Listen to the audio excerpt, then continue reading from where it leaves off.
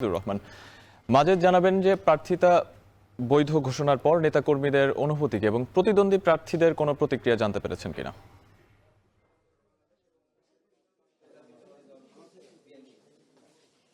হ্যাঁ সাহাব, ত্রয়োদশ নির্বাচনের যে প্রার্থীর যাচাই বাছাই সেটা কিন্তু গতকাল থেকে শুরু হয়েছে এবং আজকে সকালে যে বগুড়া ৬ আসন সেটি কিন্তু যাচাই বাছাই শেষ হয়েছে। এখানে বগুড়া ৬ আসন থেকে বিএনপির ভারপ্রাপ্ত চেয়ারম্যান জনাব তারেক রহমান এখান থেকে প্রতিদ্বন্দ্বিতা করছিলেন এবং তিনাকে বৈধতা ঘোষণা করা হয়েছে। পাশাপাশি জামাতে ইসলামে যিনি ছিলেন আবেদুর রহমান সোহেল, তাকেও বৈধতা ঘোষণা করা হয়েছে। আর তাছাড়া জিএসডি যিনি ছিলেন, বাসদে যিনি ছিলেন এবং ইসলামী আন্দোলনে যিনি ছিলেন, এই তিনজনকে কিন্তু তাদের ত্রুটি থাকার কারণে, মনোনয়নপত্র ত্রুটি থাকার কারণে তাদেরকে অবৈধ ঘোষণা করা হয়েছে।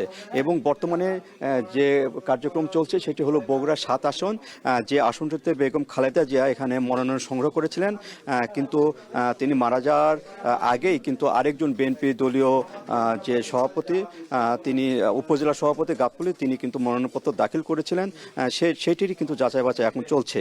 এছাড়া গতকাল যে ৭ আসনের মধ্যে বগুড়া ১, ২ এবং ৩, এই ৩টি আসনে কিন্তু মনোনয়নপত্র যাচাই বাছাই করা হয়েছিল। সেখানে নাগরিক ঐক্যের আহ্বায়ক মাহমুদুর রহমানের কিন্তু ত্রুটি থাকার কারণে, মনোনয়নপত্র ত্রুটি থাকার কারণে কিন্তু তাকে অবৈধ ঘোষণা করা হয়েছে। এবং এই যেগুলোকে অবৈধ ঘোষণা করা হচ্ছে তারা কিন্তু একটা আপিলের সুযোগ পাবেন এবং আপিলে তারা যদি তাদেরকে আবার বৈধতা ঘোষণা করা হয় তারা নির্বাচনের সুযোগ গ্রহণ করবেন। আর আপনি যেটি বলছিলেন যে তারেক রহমানের মনোনয়ন বৈধ ঘোষণা করার পরে নেতাকর্মীদের মধ্যে যে উচ্ছ্বাস সেটা কিন্তু আমরা দেখতে পেরেছি এবং তারা বলছেন যে সর্বোচ্চ ভোটে জনাব তারেক রহমানকে এখানে নির্বাচিত করবেন এবং বগুড়া ৬ আসন থেকে তিনি বগুড়া সদর যে ৬ আসন থেকে, সে ৬ আসন থেকে তাকে নির্বাচন করে এবং পরবর্তীতে তারা বলছেন, বিএনপি নেতাকর্মীরা বলছেন, তাকে যদি সর্বোচ্চ ভোট পান এবং যদি সংখ্যাগরিষ্ঠ হন তাহলে হয়তো প্রধানমন্ত্রী তিনি হবেন। এরকমই তারা আশা পোষণ করছেন এবং এই যাচাই বাছাই কার্যক্রম আগামীকাল পর্যন্ত সময় আছে। তাছাড়া আপিলের সময় আছে।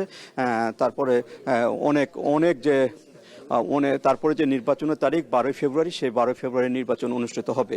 আর এর মধ্যে যে ভোটের পরিবেশ সেটি কিন্তু খুব সুন্দর পরিবেশ এবং যে রিটার্নিং কর্মকর্তার অফিসে আমরা যখন রয়েছি, যেটি জেলা প্রশাসকের কার্যালয়, সেই কার্যালয়ে কিন্তু নেতাকর্মীরা, প্রতিটি দলের নেতাকর্মীরা কিন্তু এসেছেন, যারা এখানে মনোনয়নপত্র জমা করেছেন তাদের যাচাই বাছাই কার্যক্রমে কিন্তু তারা এসেছেন এবং তারা দেখছেন কি কি ত্রুটির কারণে তাদেরকে অবৈধ ঘোষণা করা হচ্ছে মনোনয়নপত্র। এই ত্রুটিগুলো তারা দেখছেন এবং কোনো ক্ষেত্রে কিন্তু দুই পক্ষের উকিল, ব্যারিস্টার পর্যন্ত এখানে এসে তারা কিন্তু যুক্তি তর্কে উপস্থাপন করে তাদের প্রার্থীকে বৈধতা ঘোষণা করার জন্য রিটার্নিং কর্মকর্তাকে বলছেন, আপিল করছেন। তো এইভাবে যে মনোনয়ন যে এখানে বাছাই সেটা কিন্তু চলছে। আর আগামীকাল পর্যন্ত সময় আছে মনোনয়ন বাছাইয়ে, সেটা চলবে। আর বগুড়ার যে ৭টি আসন, সেই ৭টি আসনে কিন্তু যে মনোনয়ন যারা বৈধ হবে তারা কিন্তু নির্বাচন করতে পারবেন। তো এই ছিল আমার কাছে বগুড়ার যে রিটার্নিং অফিসের কার্যক্রম থেকে সর্বশেষ।